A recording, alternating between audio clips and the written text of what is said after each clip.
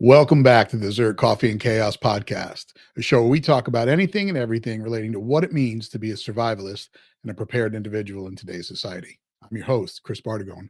Back on the show with me today, my co-host, Jamie Franks. Jamie, welcome back to the show. Thanks. Good to be here. Awesome, man. Awesome. Been a minute, I guess. Yeah, seems like it, but yeah, I'm sure. I mean, you've got so many shows stacked up here. You forget that time and life happens in between them, but I'm glad we were able to jump on today. I know last week we were supposed to record and life happened for both of us. It's been been challenging here, to say the least. It's tough when your parents get older and you're and you gotta take care of their doctor stuff with your doctor stuff. It's overwhelming sometimes, but here we are. I live 3,000 miles away from my parents, but as we record this, my dad is in the ICU. So Oh boy. awesome. All right. Yeah. Is he okay? What's happening? Yeah, things he simultaneously had a stroke and a seizure the other night. So Oh my God, dude, I'm so sorry. Yeah. Oh gosh. But all indications are good for Okay. as of this moment. So all right, good. Well, today is of course, man, you're welcome. We're in week 2 of April. So yeah, last week we did not. This is actually the first show that you and I are recording in April. And the world is a crazy place. The internet's a nightmare of a place, and there is just wild stuff happening throughout. I know you shared an AI experience with me the other day. I put up a little snippet on TikTok about AI and what's going to happen. I did a video that is going to be coming out on this channel, on the other ZERT channel on YouTube, about the next potential pandemic that I think we may see as human beings. And if you don't know how to kill a T-800, a T-1000, or anything like that, you might want to do some research on the old Terminators, because who knows? But start with Terminator Salvation. Exactly. Go buy an M60. There you go. But before we get into any of that, I want to just go ahead and do the administration stuff, all the announcements. Today's show is actually sponsored by MedTac International. And if you guys are unaware of MedTac International, they are a new ZERT affiliate. And if you head over to the ZERT website and you're an active member and you sign in, you'll see that there's a coupon code over there, and you can head over to their website and pick up any kind of medical gear that you might need. They have stuff where it is full kits or it is empty kits and you fill it up, or they have replacement stuff, but they've got a whole gamut of medical paraphernalia, if you will, or medical gear that you can you should have in your, whether it's your go bag, whether it's in your IFAC, whether it's in a medical bag, but they've got everything. And like I said, ZERT members do get a discount. So head over to medtacinternational.com. And actually, no, their website is a little bit like, this is the one problem I have with them. So we'll put the website somewhere up here in the show so you can see what it is, because the company is MedTac International, but their website is a little bit reverse on that. So we'll put the website in the comments below so you can head over there and check them out. But as always, if you're not following our other channel, head over to ZERT Nation on YouTube, like, subscribe, and hit the bell notification so you're aware when videos like that come out. And if you're not already subscribed here, please do so. And if you comment on some of this stuff, apparently YouTube likes that kind of thing. So I've been seeing some of the comments on some of our most recent podcasts. Our 44 minutes one, the North Hollywood shootout, has gained a lot of views and a lot of traction. There's been some comments about that. So thank you all who are watching that and joining in and providing us some information. There was a bunch of comments, if you would believe it, on the SIG podcast as well. So you have a couple of different people, a couple of different views on that whole debacle. So as always, thank you guys for being here and for supporting the channel and supporting ZERT. So, all right, now that that's out of the way. Yeah, we breaking news on the SIG front, I guess, like effective yesterday, I think, like the Chicago Police Department whose issued service firearm was the P320. They, like, as of yesterday, they have said like no officer shall carry the P320 until further notice. And Really? yeah, and I guess like the article I read said that the Chicago PD has like mandated that nobody carry the P320 anymore, but they're not like giving you another gun, so you just like You just cops just have to have another gun, I guess. That's not a You're shit out of P320. luck. Yeah. Yeah, but I'm Wow. shooting a as I'm sure you're aware, the Navy and Marine Corps use the M18 now. That's our service pistol now. Right. And I'm shooting a Navy match next week, 1 week from today. And everybody has to use the M18. So, Wow. Okay.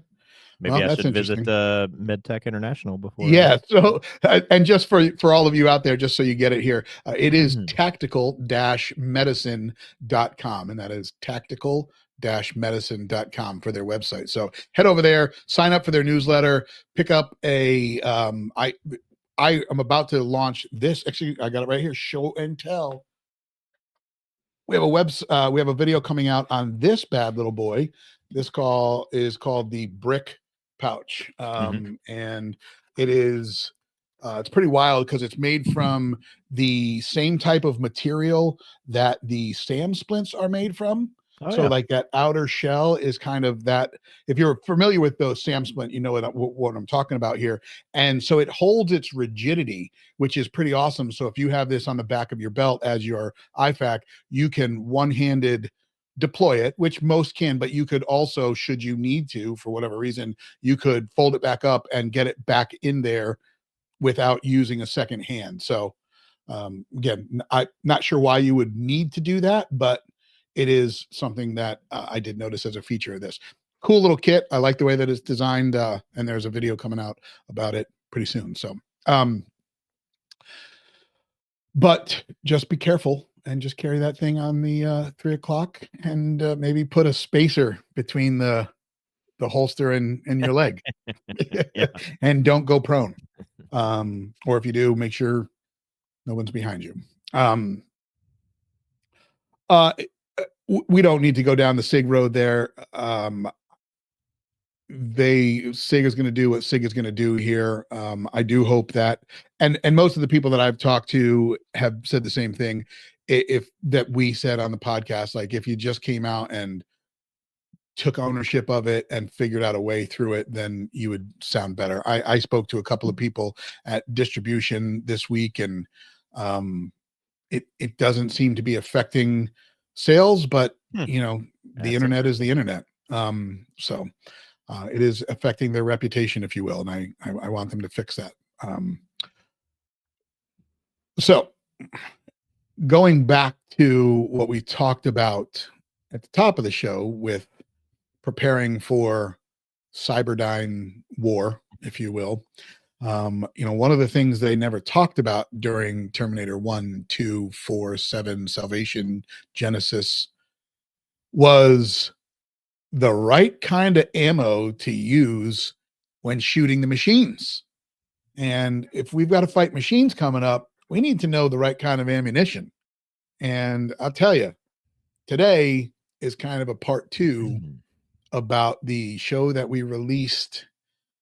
Oh, I don't know. I think it was back at the beginning of the year, and we talked about 9mm ammunition and kind of, does it reign supreme among the other calibers when it comes to carry ammunition? Rifle, obviously you're talking a different caliber, but I mean, you as an avid rifle guy, if I will, if I must, you probably have a set amount of rifle magazines loaded. Is that a fair statement? Yeah, I do. I have a good amount. I wouldn't say it's a set amount. Like you and I talked before, and basically, I didn't I didn't set out to be like, I want to have 12 magazines loaded. I just found these really cool ammo cans, and I just happened to be I'm not a thief, but over the years, the military has issued me stuff and not asked for it back. So Okay. I still have that stuff. Um, Okay. but like I was sitting on a bunch of like the actual and various vintage military issue magazines, Okay. AR mags. Yep. The magazine bodies themselves are, some of them are Colt, some of them are the OK Industries ones, but Yep. they're all good magazines, and they all have the upgraded followers and all that stuff. And over a period of decades, really, the military has issued me those and not asked for them back. And so I just happened to run across these like really nice ammo. I think when I say ammo can, people think like the old military issue ones that are green with the No, I yellow don't. letters on them. Yeah, I think that. Yeah, plastic. Yeah, but these were like really nice quality plastic ammo cans, and they were like the shape of them. They're a little bit wider than, again, like the standard military ammo can that you're probably Right. picturing. Right.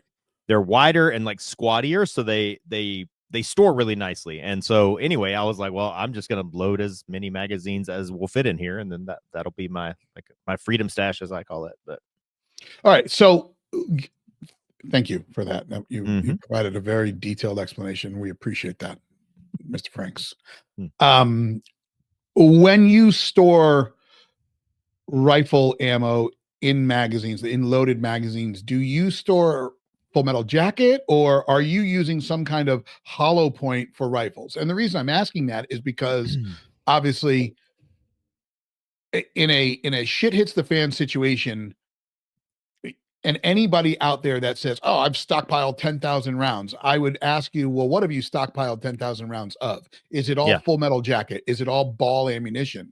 Is that your, like, if the shit hits the fan, are you just loading ball rounds into your firearm in your magazines, and that's what you're going to use when you head out to, search for supplies? Or are you sitting on, 300 rounds of jacketed hollow point, and you've got 10 magazines loaded with jacketed hollow point, you've got 10 mags loaded with ball ammunition? So what does that look like for you? So for my so to me, like, rifles and pistols are different in this way. Like a quote unquote hollow point bullet for a rifle isn't really equivalent to what people think of as a hollow point bullet for a pistol. When you think hollow point bullet for a pistol, you're thinking the expansion of the bullet, and it turns into that nice pretty little flower Right. with all the sharp edges that goes through soft tissue and rips it apart. For rifle rounds, a hollow point round doesn't really do that, and that's not really what it's for. Hollow point rounds for a rifle, because it's a Geneva Convention thing that under the Geneva Convention, you can't use a quote unquote hollow point.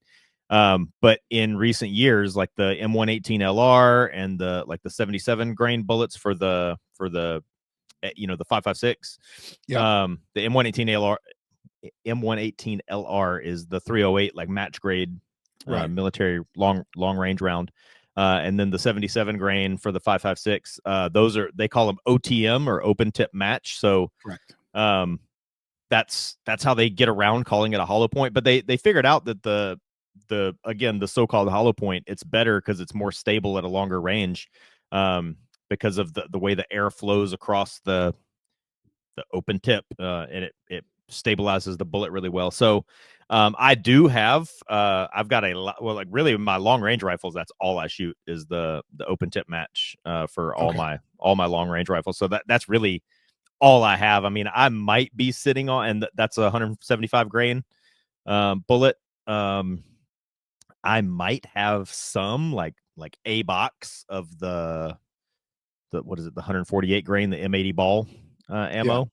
Yep. And then, but no, like in the magazines I have stored away, loaded, at which this is another, not to get off on too much of a sidebar, but keeping your magazines loaded is not a problem. That's like gun FUD lore. I in my classes, people ask me about it, and I tell them, the shocks on your car don't wear out from sitting in your driveway. So Right, loaded, right. keeping the magazines loaded is fine. Yeah. To my Yeah. knowledge, there's really no hard evidence to the contrary. And being in the military, we always keep our magazines loaded for years and years at a time. So anyway, the magazines that I keep loaded, I think all those ones that I have in the ammo cans that I was talking about a minute ago are the M855 green tip, for Okay. when the Yeah. machines come. And Right. then like for 3-gun, I mostly do just shoot FMJ. I shoot the Full Metal Jacket boat tail rounds in competition, unless again, unless something calls for the long range, and then I use I'll have a magazine loaded with the open tip match or whatever if I need to make a longer range shot like in 3-gun. But Now hold yeah, on.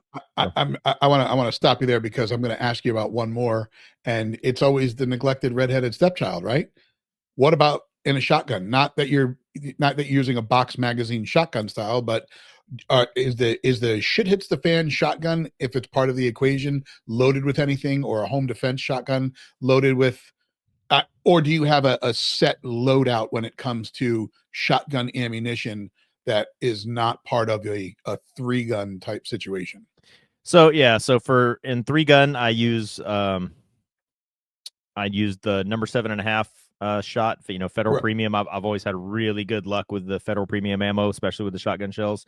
So for most 3-gun stuff, I use the number 7.5 Federal Premium. But then there's a very specific buckshot load that I like, and there's a very specific slug load that I like. And they're also the Federal ones. But like for my home defense shotgun, um, like from an instructor standpoint, when I teach a shotgun course, usually it is the like home defense centric shotgun, meaning the whole course revolves around your shotgun that is set up for home defense, meaning in the middle of the night, if somebody breaks into your house or whatever, Right. you have your shotgun, which presumably is fully loaded, and most off the shelf kind of standard issue, if you will, like just regular shotguns for home defense typically come with a off the shelf capacity of 6, 7, or 8 rounds. Correct. So if you, depending on what shotgun you get, like a Mossberg 500 has a 6-round capacity, but like the 590 has an 8-round, 5 Right. sorry, So 6 plus 1 and or so 8 plus 1. what are you carrying in Um, it? yeah, so it's preloaded with just federal the law enforcement low recoil double up buck with the flight Okay. control wad. Gotcha. I like the flight control. I started using that in 3-gun, and then I realized like how good it is, and so Okay. that's what I run in all my shotguns now. But there's kind of, when I teach the shotgun courses, I talk about how like between 0 and 10 yards, a shotgun is really a rifle, because even if you're using just like lead shot, or if you're using buckshot, um, from 0 to 10 yards, that shot is still going to stay clustered together as if it's one Right. projectile. And Yeah. then from 10 to 30 yards, the shotgun becomes a shotgun as people think of it, that spreads Right. out and the shot patterns out. And then beyond 30 rounds, if you need to shoot somebody more than 30 yards away, you should switch out to a slug, and then your Slug, shotgun yeah. becomes a rifle again. So like the kind of Yeah. the saying is, from 0 to 10 yards, a shotgun is a rifle. From 10 to 30, a shotgun's a shotgun, and then past 30 yards, Back it to goes rifle. back to Yeah. being a rifle again. But Okay. um, So so all right. So I have the no, go gun ahead. fully loaded with Yep. double up buck, the law enforcement low recoil double up buck with the flight control wad. And if anybody doesn't know, the flight control wad is just a little bit more of a rigid wad that holds the shot pellets together for longer. And then then I have the side saddle, and I use the 7-round side saddles. So like in my Mossberg 590, it's an 8+1 shotgun, but I keep the shotgun what they call cruiser loaded, which is full magazine but nothing in the chamber. So I've got 8 in the shotgun, and then I have a 7-round side saddle, like kind of on the inside, or the weak side or support side, whatever you want to call it, the left side of the shotgun, the non-ejection port side of the shotgun. Right. Right. Right. So 8 plus 7, that gives me 15 rounds. But then I hope I'm going to put it into production. I have the Jamie Franks. I'm just, for the best name I've come up with for it is the Point Man sling. It's a shotgun sling that that I can put another side saddle on. And so that's another 7. So if I have my shotgun with the sling, I've got 15 plus 7 is 22. I've got 22 rounds, and most of that is double aught buck, but I do keep a couple of slugs in the mix, Right. just in case you need them. And then on one of my shotguns, it's one of the ones you and I looked at SHOT Show a while back, where it's got like instead of the Velcro elastic side saddle, it has the actual like hard, like I call it hard mount side saddle Right. and so that Mossberg, it's a Mossberg 590, but it's a Mossberg 590 SPX Tactical, I think is what it is. Okay. So it's got a 5 shell side saddle on one side, and then it has 2 on the other side, just behind the ejection port. And in that one, I keep beanbag rounds because of my, I may have talked about it before, but my buddy, one of my friends, had a very interesting situation with a belligerent, cracked out homeless person, and he's like, what would you have done? And my answer was, I would have shot him with a fucking beanbag round. That's interesting. And who knows the legality of that? And so for all of you listening, check the legality of non-lethal rounds and what that would look like in your situation. Okay, so you've got a couple of different shotguns with a couple of different loadouts, and you go between buckshot and slug. If you guys that are listening are shotgun fanatics, and you choose the shotgun round or the shotgun as a platform that you would use, there's specialty rounds out there. There's a whole bunch of stuff, but I just wanted to add shotgun to give it 6 minutes of love, since it's never really talked about. But I will tell you, like, most of those specialty rounds are junk, and they're not good. And I'm sure as you, the listener, is aware, I reference it all the time because like I am a Grand Thumb fan, and Grand Thumb did an episode a while back with all those like Dragon's Breath and like all the, like, you can get these shotgun shells that are loaded with nails and screws and stuff like that. Yeah, no, and they're all crap. Definitely, definitely. The best thing to use is like yeah. So don't like stay away from that kind of stuff. Stay with double aught buck and slug and birdshot. And I had a old Vietnam Navy SEAL tell me one time that over in Vietnam in the jungles, they would use triple aught buck. And so then I bought some triple aught buck and tried it out, and I really liked it. And I agree with him that that's a great defensive round, but I don't know, maybe you would know better than me. Triple aught buck has become very, very difficult to find. But yeah, it's not, I mean, it's probably a little bit scarce right now. When you get into shotgun ammo, I will tell you that I know a lot about ammunition for the most part, just because in my previous life, if you will, or prior to this, I worked for 3 different ammo manufacturers, so I can talk a lot about calibers and grain weights and types of ammunition. But one of the things that was never a part of it, so like RUAG, which is Norma, they didn't really do shotgun ammo. Ammo Inc. didn't do shotgun ammo, and Polycase didn't do shotgun ammo. So shotgun was never something that I got very involved in until I started selling it online. And when you look up shotgun ammo, you've got to know exactly what you're looking for and be really, really detailed. Double aught, the amount of pellets that are in it, single aught, double aught, lead, non-lead,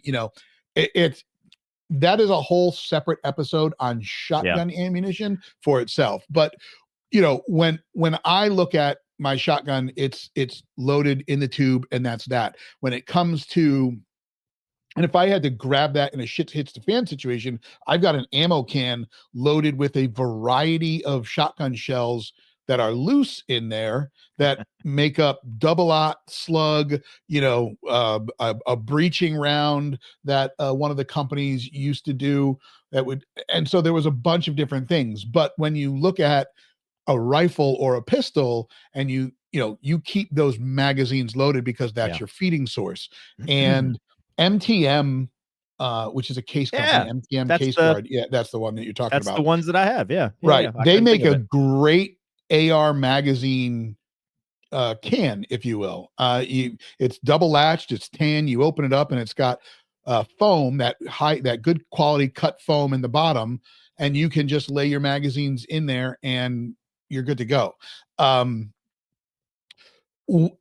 it, so the rifles are usually loaded with, like you said, FMJ or green tip, right? I mean, there Sure. is no, you can get that specialty ammo, the, Lehigh defense, the controlled chaos, the stuff that opens up like a whatever. If you choose to, great.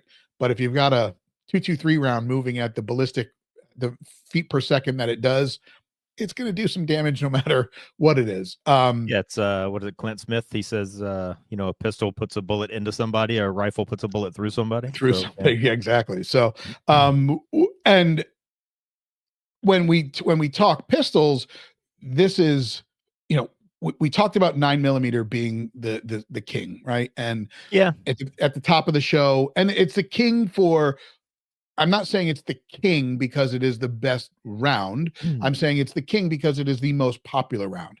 Well, no, and I mean, all things considered, are there other rounds that are heavier and higher velocity and so better terminal ballistics and all that?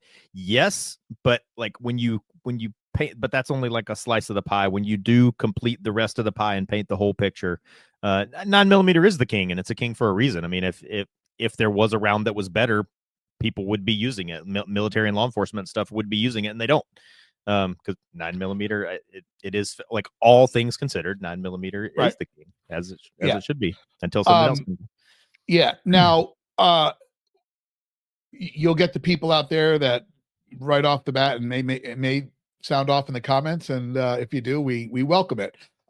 Where if what is the saying? Like if it doesn't start with a 4, a 0.4, I carry a 45 because they don't make right. a 46, son. Exactly, something like that. Two world wars. And I don't hate the 45. I mean, No, I don't like either. it. It's a great round. It has its place, and there are things that it does well, but what it doesn't do well is capacity and recoil management and follow-up shots. And right. Yeah, very, very true. And so when you store ammunition, right, and that's that. So, folks, we're 30 minutes into the show, and we're kind of getting to the point of the show. Like, it's about ammo storage and just kind of the second part of that ammunition talk. Like we said in the first episode, 9mm is the most popular, and it's ballistically adequate. I'm not going to say it, does it outperform 32 ACP? Well, yeah, it does. Does it, if you look at a gel block of 45 versus 9mm, is the performance, the lethality performance, or better?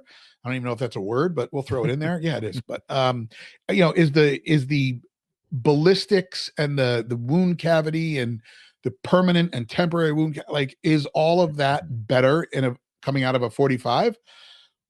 I mean, maybe, but anybody that writes in the comments stopping power, you'll be banned. But just kidding. But that was one of the things. I mean, it's so funny. I probably used it back in the day before I knew better. Like, we use the word stopping power as, oh yeah, stopping power of 9mm versus 45, blah, blah, blah. It's just like, so long before Bullet Tooth Tony with his Desert Eagle .50, oh, long before Bullet Tooth Tony was my Uncle Al, and like my Uncle Al, like, famously would always carry like whatever the biggest, largest caliber handgun. He, like, my Uncle Al before Bullet Tooth Tony, literally, legitimately, seriously had a Desert Eagle .50 in his car. He had like a 454 Kessel, like a revolver that he would carry, and his thing was like, I heard him say this a million times when I was a kid, is, I want to be able to shoot you in the leg and your arm falls off. But oh my God. yeah. That's funny. That's good stuff. So, when I mean, it's tough because, you got to think, like, I've got a few firearms, right? And you have a few firearms, just a few. And you've got enough magazines for all of those. Now, when it comes to magazines versus the firearms that we have, right? Like, I guess the question comes down, and it's a good question: how many magazines is the right amount for each firearm? Now, all I can tell you is I wish I was as good at saving money as I am at saving ammunition. But Oh God. yeah. Why, you save a lot of ammunition? Uh, I have way more rounds of ammunition saved up than dollars. So I'll just say Okay. that. So you know. And I have enough, but No, so you like don't. let's just say, well, I've got enough to get more. We'll put it that way. When it comes to magazines, all right. So let's just say I've got a Glock 19, and I decide that my maximum amount of ammunition and uh magazines for said scenario, for said survival scenario, is 20 magazines, 10 loaded with, hollow points, and 10 loaded with full metal jacket. Does that sound like a good loadout for that type of situation? Or no? I mean, again, what you can Well, carry versus. so I mean, there's many ways to look at that, and like right off the top, like I'm just going to tell you, as a firearms instructor, like I want to say like 99% of people, but I mean maybe it's like 95%, 94% do not have that many, just the magazines that you just said. Like most people don't Okay. have that many magazines, and so like to me the magic number of magazines, like for a pistol, or if you want to look at it this way, like per weapon, I always tell students, and for some people this is a hard pill to swallow because they feel attacked. Oh, It, like, if you don't have at least 7 rounds, if you don't have at least 7 magazines per yep. firearm, because especially like with handguns, like most handguns take a different proprietary magazine, meaning you can't take the magazine out of a Beretta and put it in a SIG, and take the magazine out of a SIG and put it in a Glock. Like, most handguns have a specific proprietary magazine. And so I say the magic number is at least 7. You need to have, like, to if you're a serious shooter, and the way I say this, and this is why they feel attacked, is I always say, if you don't have at least 7 magazines per firearm, your gun is only a toy. You can't call yourself a serious shooter or a prepared shooter or a prepared person if you don't have at least 7 mags. And if you want me to go into that, I can, but there's a No, that there's a scientific reason why I settled on 7. More than 7 is great, but I always say you need to have at least 7. But I think it's interesting, and you make a good yeah, point. So just going back to that number that I put out, and then pick back up where you just paused. Vertex makes these great little sleeves, and they're like a Velcro sleeve, and it holds, I think it holds 6 magazines inside of it. Maybe it does hold 7. I'll have to double check, but I have one of those that's labeled Glock. I have one of those that's labeled SIG, and one of those that's yep, labeled Smith and Wesson. yep, And those mags live in there. Now, those mags I keep empty, so I don't include those in my total loadout, because they're empty magazines that would go for a range trip. And I guess an argument can be made to show up to the range with loaded magazines, so you don't have to load right off the bat. And yeah, it is what it is. But so I feel like there needs to be a set of magazines that are not loaded yeah. versus just keeping everything loaded. But go ahead. Well, so I mean, just with that, like, you should have your go bag or your go kit, loaded up, and obviously that should include uh loaded magazines for your primary and secondary, and a bag of 50 hand grenades. Um, but um, but You no, can't do like, that when I'm drinking, though. Like, I have to be like, bang. so like you mentioned, I do have a few firearms, Right. and like all of my handguns, Right. like just the bare minimum, because some of my handguns, honestly, I said before, if you don't have at least 7 magazines for your firearm, it's only a range toy. And like, I have a Browning high power because I just wanted one, because I liked them when we used them on the hit reality television competition series Top Shot on the History Channel. Oh, wow. You were on that? Yeah, yeah. Okay. We'll have to talk about that sometime. But no, but like on Top Shot, we used a Browning high power, and I'd never shot one before, and I really, really liked it. So I went out and bought one for my Browning high power. I have 3 magazines for it because I don't intend to carry that in a Right. defensive situation or whatever. So, but Right. all of my guns, all of them, all of my handguns have one loaded magazine in it, and not chambered, but they all are stored with a loaded magazine in every single one of them. But like for my go kit, like I think we've talked about this before. Or hold on. I don't. Let me just stop. You mean like your pistols in the safe they have a full mag in it, just Yeah. not chambered? Yep. Okay, interesting. Yeah, every single Okay. one of them, whether Yep. it's the quote unquote range toy or not. But you and I talk so much, I can't remember if we talked about this on the show or offline about like what a Never met standard it. loadout is, because we were talking about it. I've never met this man before in my life. I don't know who he is. We talked about it. We framed it within the reference of like Black Hawk Down and how those Yeah. dudes were in a gunfight for like 18 straight hours. Like, how did they not all run out of ammo? But, Yeah, very true. but like our standard loadout, like for GWAT era, like when I was over in Afghanistan, we had 210 rifle rounds, that's 7 30-round magazines. You'd have 6 on your kit plus 1 in your gun, and for the pistol, you'd have 60 rounds of pistol, which was 3 magazines on your kit and 1 in the gun. So just right there, that's 7 rifle magazines and 4 pistol mags that you need at a minimum to meet that minimum loadout if you want to use that as your standard. You look like you have a question. Yeah. Well, so you said 6 loaded rifle magazines and 1 in the rifle. Yeah.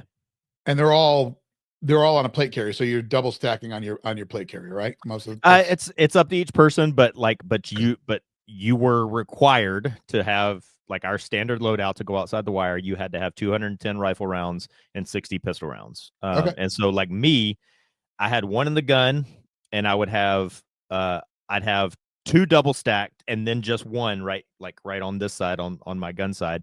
So that's 1 in the gun plus 5 here. That's 6, and then I would have another one. I have this magazine pouch that's kind of tucked back where my radio is. Mm-hmm. And then I would have another one on my belt as well. So I would actually have 8, but Okay. but I'd have one on the back of my belt. I always called that one my Black Hawk Down magazine. I used to tell people, like, if I ever reach for this magazine, we're in deep shit, because Gotcha. that means that's the last one I've got. So Okay. um, Now just to kind of take that, what you just put out there, and for the average civilian who is just making sure that they've got enough ammunition and magazines in their setup for right now, I mean, it really depends on how you have your kit set up, right? If you plan on grabbing your plate carrier and running out of your house, like, okay, maybe your plate carrier is loaded with 3, whatever, or a chest rig. Sorry, yeah, either sure. one, right? So but that goes back to something you and I talked about a long time ago, where like each person has to decide for themselves, like, what are you telling yourself that you're preparing for? Because like in the military, specifically in the Navy, when you talk about naval special warfare, you talk about EOD or expeditionary forces or security forces, like all of those things that I just named all come with a different loadout. And like you see dudes, like you'll see pictures of Dev Group, SEAL Team 6, or whatever they're calling them this week. You'll see like Dev Group guys, pictures of them like on an direct action mission in Afghanistan, and exactly like you just said, they're wearing an ultralight plate carrier, like a very minimalistic plate carrier, like a Spiritus plate carrier, something like that. Very, very streamlined. They've got 3 magazines in their plate carrier and a radio and 1 magazine in the gun and a med kit, and like that's it. But Right. that's because like they're coming to the party with an AC-130 Spectre gunship orbiting overhead. They've got intelligence people with a Predator drone orbiting overhead. They've got a QRF force that's 5 kilometers away that can be here in 3 minutes. Like so, there's an assaulter's kit. There's like, what, again, not to fanboy too hard, but like Garand Thumb, he uses this word every 5 seconds. Recce. You've got like your recce loadout, and I mean, and you think about these things, and you can look at different time periods in history, and like I said, that 210 rifle rounds and 60 pistol rounds, that was just the standard for like my era time period. You go back to Vietnam and you look at the SOG guys in Vietnam; those dudes, they left the wire with 25 magazines. Jesus. 25 loaded magazines. Or if you look at William Dafoe's character in Platoon, he went out with just a no shirt and a. Oh yeah. Remember when he went out? He went running out in just that like weird vest that wasn't even a like a plate carrier. Yeah, and kind of like that, you can be like Daniel Craig in No Time to Die, and have one magazine in the gun and one on your belt, but somehow just keep reloading every, I don't know where he was reloading from. Yeah. I But personally think the best way to do it is screw extra magazines and you just get the same kind of kit that Boondock Saints, the dude in Boondock Saints wore, where it's just a bunch of different guns. I thought you were going to go a slightly different direction there because I'm wearing his watch today, John Matrix. Right. Well, don't carry a gun blades? with extra magazines. Just carry 23 loaded guns with one magazine each. And well, there you go. I mean, when it's you run the gun dry, thing. just drop it and pull out the next one. But. So and the one thing that we talked about, and we've go ahead. Sorry. Oh, sorry. Just to put a button on that though, like to be serious, like each person needs to decide for yourself, what you want, what type of loadout are the most popular, and I think kind of rightfully so. The most popular style of loadout would be what we consider like the assaulter loadout or like a patrol loadout. That's kind of what I had. I wasn't going out on missions for days on end. I was going out for 12 to 14 hours at the most, and then coming back. Like, is that still 210 rifle? Yeah. Okay. But but again, you look at like special warfare guys that are going out to hit a target to capture a high value target or something. They're rolling out ultra light because they're going to roll out, hit this target, and be back to base before lunch. So like right, yeah. So at the beginning of the show, we talked about like ammunition and then storage of ammunition, and I think that people, first of all, buy ammunition, right? Yes. Buy full metal jacket ammunition.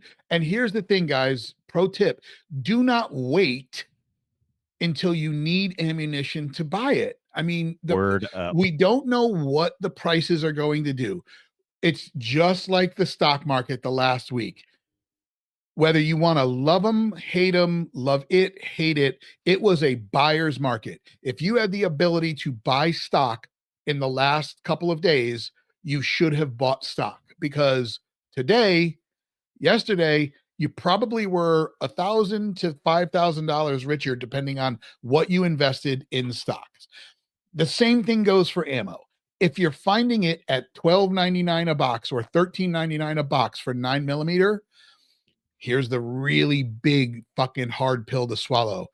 It is not going to be $9.99 again. Get it out of your head, throw it away. $13.99 is where ammunition will live, right? Will you find dumb companies out there like I've seen that are selling one box? You can go to their website and buy one box for $4. You're allowed one box. And then there's other companies out there literally selling 20 rounds for $1.99 of remanufactured ammunition. If you buy that, someone should probably take you out back and beat you, because that's ridiculous. You can only buy one. Like, what have you accomplished? But where I'm going with that is the price may go up. We may see some of that with these tariffs. Who knows? Sorry, go ahead. No, go ahead. The powder situation is a real situation. While it's not directly impacting, and hopefully the war is kind of, we figure all that out. Maybe that settles down, but ammo is cheap right now, guys. So get it while you can. Have enough so you don't need to worry about it if there is some kind of shortage again. Go ahead. Yeah, all I was going to say is I was going to reinforce your point. That's a great point to make, that can't be overstated, is like, you used the stock market as an analogy, but like with ammunition prices, like something may happen, like my mind goes to like Sandy Hook, where like every round of ammunition in this country disappeared off the shelves for about a month. Right. And so, just due to basic supply and demand, the price spiked up. And then, once ammunition started to come back into stock, the price came down, but it never went back down to where it was before. And so, I mean, like in 2012, you like pretty commonly you could get 5.56 ammo for 20 cents a round, and 9mm ammo is about 10 cents a round. Like, it's if you're waiting for the prices to go back to that, it's never going to happen. It's never Right. going to be there again. So yeah, so buy ammo before you need it, buy ammo before something happens where everybody suddenly decides they need ammo. Right. I always say, but like, buy as much as you can afford, like, Well, while you can, and sure, then but let me just make a point to that. What I would do is figure out what your MOQ is, or your minimum order quantity, and that's where you live, right? So if you think that 5,000 rounds of 9mm, 5,000 rounds of 223, 5.56, and maybe 5,000 rounds or 10,000 rounds of 22 is those are your three calibers, and those are your minimum levels of of stock. Stay there, stay within there. Now I'm not saying you've got, maybe you go to the range and you do 1,000 rounds of 9 and 1,000 rounds of 223, and you don't really go to the range. Maybe you do go out and plink your 22, but whatever you burn down, just fill it back up. Just keep it at that level. I talk about this with my truck all the time.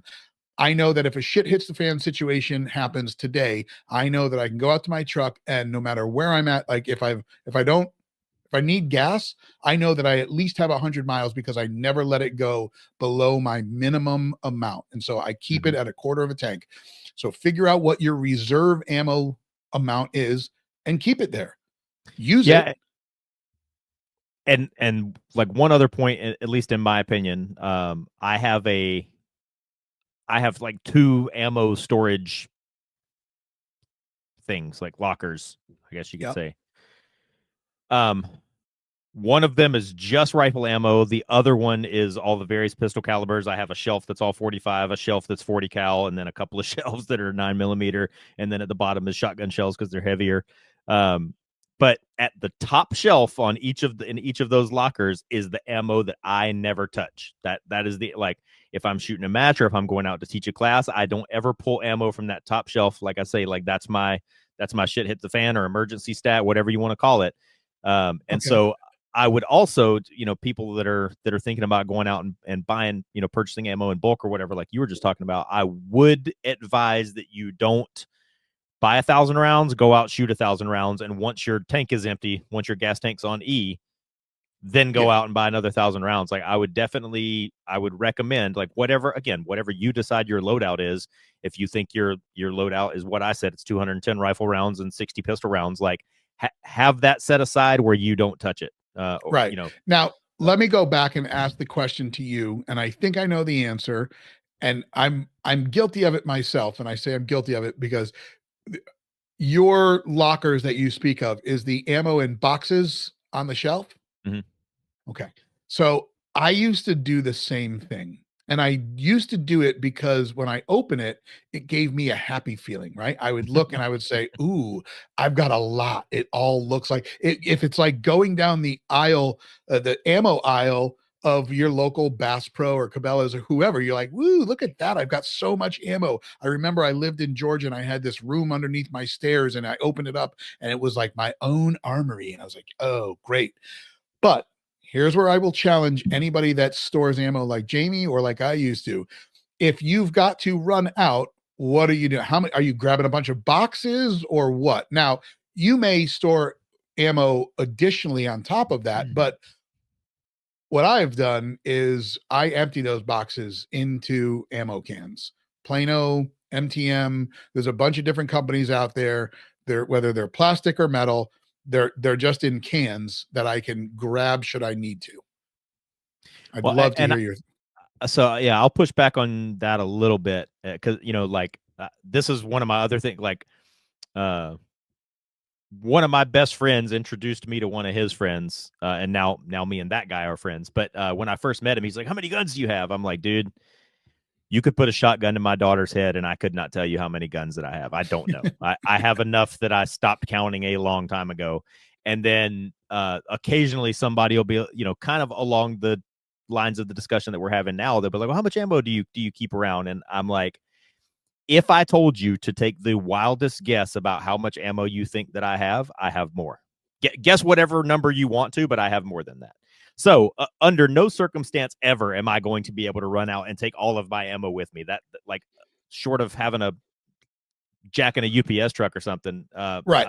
I'm not going to be able to take all of my ammo with me under any circumstance ever. But two things.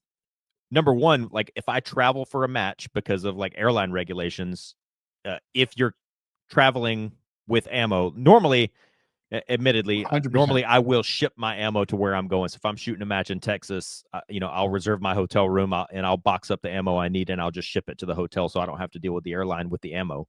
Right. But if you are going to travel with ammo, it does need to still be in the factory packaging. You can't have like the little plastic bullet boxes. I have a lot of those too. Like for people that do reloading, you have the little plastic bullet boxes. But I've traveled with those. They just asked if it's in a plastic container. So okay, that I'm not going to tell you that you're wrong or that you're lying, but I will tell you if you go on the airline website, it does say it needs to be like sealed in original gotcha. Just packaging or kidding. whatever. I don't do that at all. But Sorry, TSA. But the other thing is, number one, I do use different ammo for different things, and so should everybody else. Like that, you can buy bulk 115 grain 9mm ammo right now. You can find it for 20 cents a round. But like the rounds that I carry, like for EDC, my defensive rounds, the Federal HST is what I like. Those run about 64 cents per round. And Right. so should I like that 115 grain bullet is great for punching a hole in paper at the range. That's all I need it to do. And like we talked about at the top of the show, if I'm shooting long range, I will reach for this bullet. If I'm just punching holes in paper, I'll use this one. For this shotgun thing I'm doing, I'll take this, and for that shotgun thing, I'll take that. So that's the other thing is I like to open my locker and be able to. Yes, I 1,000% agree with you that I just like the way it looks and makes me happy that I open my big locker and there's all this Right. ammo and this is all mine. I'm going to challenge you at the end, so continue on. But I like seeing being able to, okay, I want to shoot, I need this shotgun load for what I'm doing today. I need these 147 grain bullets for what I'm doing today. I need, this, I need this. But the other thing is this is not an absolute truth across the board, but it can be a dangerous thing to dump all your ammo, into an ammo can. Cause that's how people end up accidentally chambering a 300 blackout round in their 5.56 AR, or you accidentally end up loading a 20 gauge shotgun shell in your 12 gauge gun. Like one of my best friends did that, and who knows how it happened, but one 20 gauge shell found its way. He was just dumping shotgun shells into an ammo can. Somehow a 20 gauge shell found its way in there, and they're just grabbing shotgun shells and loading them and shooting them, and his shotgun blew up and put shotgun pellets all in his upper chest. And I mean, and I would say that that's how that shit happens, Right. And I mean, that's kind of like, when people accidentally shoot themselves and it's negligence on their part, right? I mean, unless it's a SIG.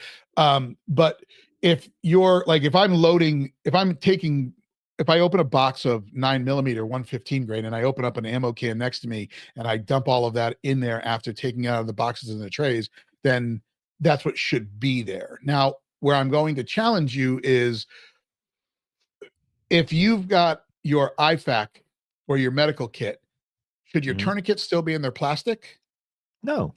Right. So but that goes back to preloading ammo into magazines, which is a totally so that's where I guess my follow-up question is, do you have you do, right? You have your bag with your primary and those magazines are already loaded. So I do, yeah. So I do have my little, sorry guys, I know this makes me sound like a crazy person, but yes, I have my go bag that has my rifle and my chest rig with actually with that set up in my little go bag. I do only have 5 magazines, not 7, because there's a chest rig with 4 magazines and then one magazine in the rifle, and then my little my pistol belt, that one does have 4 magazines. It has 3 on the belt and 1 in the pistol that's in my go bag. I have my little gear cross, which is my like in my go bag, for everybody knows, is my like low signature gear, like you would call it. Like I could put all that stuff that's in my go bag, my low vis or low signature. I could put all that stuff on and then just put a lightweight zip up jacket over it, and you wouldn't know I had anything. Okay. So that's kind of my low vis, low signature go bag gear. But then I have my little gear cross that has my actual like military gear. It's my military plate carrier, my helmet, my peltors with my Comtacs and my radio and my actual military chest rig and all that. That has my actual like it's actually, you know, the stuff that I wore in Afghanistan. So it has the seven, the 7+1 on the rig, and then on my belt I have 4 pistol mags on my belt. I've got 3+1 pistol, and then that 8th rifle magazine on my belt. But then I've got my belts hanging up on this hanger, and all the mag pouches have loaded magazines in them. So my 2 belts that are hanging up side by side, that's 8 loaded pistol mags right there, with my chest rig and everything, and my plate carrier on my little cross that I have. That's Okay. 7 loaded mags plus my little MTM things with all those loaded mags that are up, you know, that are up in the locker, and my RSL. But yeah, so Right. Okay. So you do have a fair amount to grab already yep. preloaded, ready to go. And I'm not saying that obviously I do as well. I've got that belt set up. I've got a chest rig set up. I do have a plate carrier set up, and they do have mags loaded in them. But for the last 2 things, once I grab those, the last 2 things for my hands, you know, if I can grab 2 more ammo cans off of the shelf, one loaded with 9mm FMJ, one loaded with 5.56, then that's just more ammo. Do I have an ammo can full of my favorite jacketed hollow point? I do. It's not 1,000 rounds, but you know, I made sure when I could, I bought a case of the carry ammo that I like, took them out of the boxes, put them in there, and that's what lives in that carrying can, or the ammo can, sorry. And it's, you know, labeled with what's in it. I guess that's what I would definitely recommend. If you are going to use ammo cans, make sure you label it with what's in there, and that's the only thing that goes in there. That's going to be on you guys. I mean, if you're, you know, just like I said about the tourniquets, if you guys got a bunch of tourniquets in all of your go bags and they're still wrapped in the plastic, you're wrong. You know, there's you want to take stuff out of the package. And where I'm going about the boxes situation, and this was the time when I worked for Polycase, and they had like the RNP was all in their yellow boxes and their ARX was their red boxes. And it used to, like, I would open it up and everything was like color coordinated. I was like, oh my God, I've got so much ammo. And in fact, I did not have a lot. But if anybody's, and you all have, you go to the range and you try and take ammunition out of the manufacturer's packaging and the trays, and it's just a nightmare. I've actually started to, and in fact, when I go to the range, I use a Magpul. It's like, I think it's a DACA, but it's like it's almost like a toiletry bag. Like if you have a toiletry bag, it's just a larger rubber waterproof toiletry bag. And I just, all the ammo I take in the range, just, I dump it in there. And this way you just go reach in there, grab a handful, whether you're using a mag loader or whether you're just, you know, smashing mags with your fingers. It's just so much easier than opening up a box. And I completely agree with that. And as long as you're like policing yourself, and this is one of those things, or maybe I'm just a dick, like, I've had 2 instances lately where, like, me letting a good friend, not just some chuck at the range, but like a good friend, I've had 2 separate instances lately of having a good friend like borrow a piece of gear or whatever, and they screw me on it. Like, one of my friends, really, I have a backpack that's well, you know, learning how to shoot a rifle off a backpack is a good skill to have. A lot of, if you know how to do it right, it's much better than a bipod or a tripod, and it's much more versatile and much more like real world applicable, because you're not going to be traipsing through the apocalypse fighting the Cyberdyne Systems Model 101 with a tripod, I don't think. right. So learning how to shoot off a backpack is a good skill. So anyway, I have a backpack that I made just for that, and so I don't have to take my actual backpack to the range and get it all dirty and messed up. So I have a backpack that I built out just for shooting off a backpack. But anyway, I let my friend use it, and of course he brought it back with 3 bullet holes like through it, because he was like resting his rifle on the backpack, but his muzzle was like Oh God, he was Jesus, seeing through dude. the target through the scope, but he wasn't taking Oh, into account his mechanical offset, and he sent 3 rounds through my backpack. And then another one of my friends was shooting my long range precision rifle, and when he set my turret back to 0, he spun it the wrong way back to 0. So then the next time I shot it, it was like 27 MOA too high. oh, Um, geez. but long story short, like if you can police yourself on that kind of stuff, and talking about our affiliates, I have this really cool. It's probably about the size of my 2 hands and Yeah. maybe about as tall as like a monster can, but it's like a little drawstring bag with a reinforced bottom that I got from Oh, yeah. Voodoo Tactical. Oh, And yeah, yeah. Yeah. you can open up all your bullet boxes and just dump your bullets in there. And Yeah. that's great. That you're 100% right that is a great thing to do. But I would just say, like, don't mix church and state or whatever. Like, don't let your friends Oh, dump yeah. their ammo into like, Oh, police God, yourself so no. you know Yeah. exactly what you have, and so you're not Yeah. you're not And putting yourself in that situation where you're accidentally yeah. And we'll link. somehow a 300 blackout round snuck into your Yeah. little bag. But And we'll actually link that Voodoo Tactical thing. The Magpul thing that I have is I've had that for a couple of years. I know that Voodoo Tactical has quite a few different options for those kind of ammo storage for the range, right? I well, would yeah, and the one that I have, it's specially made to, and I can't. Do you know the name of the range bag? It's their really badass range bag. It's the Rhino range bag. the Rhino, Rhino, yeah, Rhino, Rhino yeah, range. the one that we, So yeah, yeah, the Rhino range bag has a little compartment that's meant for that thing to go into. So it's fit the in, little yeah. drawstring thing. But Yeah. yeah. So if again, folks, as we wrap up today's show, we could talk about ammo for hours. But if you are a ZERT member and you log in and you head over to the affiliate section of the website, you'll see that there is a coupon code and a link that takes you right over to Voodoo Tactical. If you go in there, look for the Rhino range bag and get yourself one of these. They've got a variety of different bags that you could incorporate into this kind of this situation that we just talked about here. I would implore everybody to look at their ammo storage situation and how you're doing it.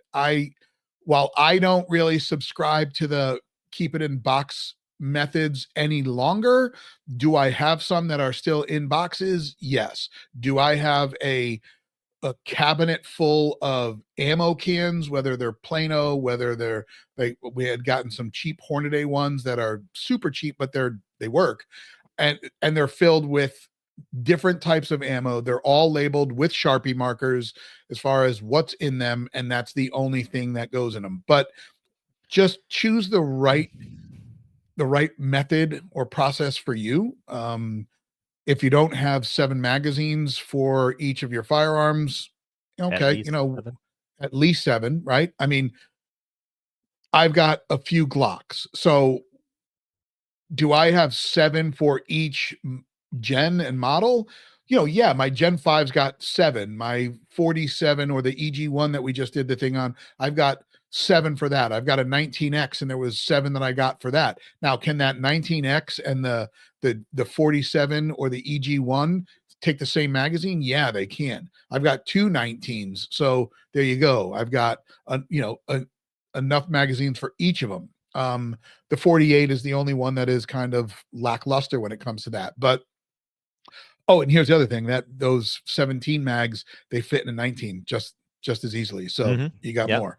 And, and here's the other thing. If you're the person that, like, all you've got is a 9mm handgun, a 5.56 AR, and a 12 gauge shotgun, that also makes it super easy. But yeah, I've got 12 gauge, 410, 338 Lapua Magnum, 7.62 by 39, 5.45 by 39, 7.62 by 51, 5.56, right, 12 gauge, right, 410. I may have already said that. 9mm, 40 cal, yeah, 357, 45. Like I right. have all Now, these different calibers that I need to keep right, separate. Like, right. Now, probably and everybody's not yeah, like that. right. And if you do have that, if you have multiple calibers, and I'm sure there's a lot of you out there that do, make sure you just have everything organized. When it comes to ammo, guys, make sure that you, like I said, are not waiting until you need it to get it. Mm-hmm. Get as much jacketed hollow point or self-defense ammunition as you think you need, and do not be afraid that when you go to the range to shoot that ammunition through your firearm. You don't need to hold on to a box of federal HSTs for 5 years in your gun. Go to the range, Great burn point. through it. Like burn through that. Make sure your firearm shoots that stuff because that's what you're carrying daily. Every time I go to the range, whatever gun I am shooting, I empty my carry guns ammunition. 2 magazines, run it through, it operates, we fill it back up. During COVID, did you have people that were like, "Hey, bro, can I get a couple of boxes of 9mm?"